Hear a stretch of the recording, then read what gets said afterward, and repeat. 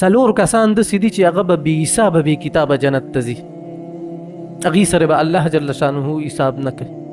قیامت څانه سخته ورځ ده.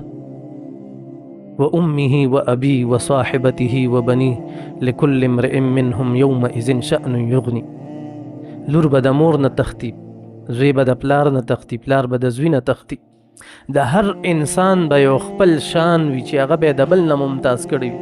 هر انسان سره به خپل فکر وي. په هغه ورځ باندې ته بې حسابه بې کتابه جنت ته لاړ شي. څلور کسان دي، هغې کې یو دی عالم، هغه عالم چې هغه په خپل علم باندې عمل کړی وي.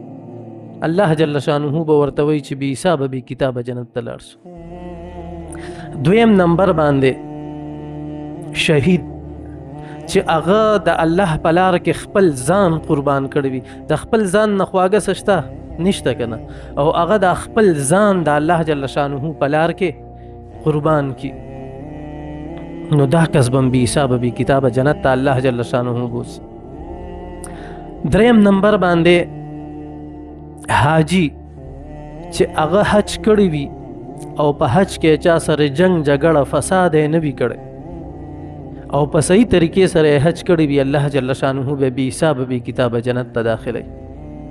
او څلورم نمبر باندې سخی انسان چې د الله په لار کې ورکړه کوي، د الله په لار کې دی ورکړه کوي، ورکوي، په خپل یې مخوري، په یار دوست یې مخوري، په غریب یې مخوري، په مالدار یې مخوري. مونږ خو پکې دې ته ګورو چې دا خو مالدار د دې له صدقه نه ورکو. نه، صدقه صدقه ده.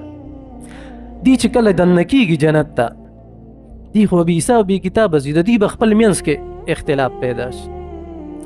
یو به وایي چې زه ځمه، بل به وایي چې زه ځمه، بل به وایي چې زه ځم. الله جل شانه به جبرائیل علیه السلام ته ووایي چې ورشه د دې په منځ کې فیصله وکړه.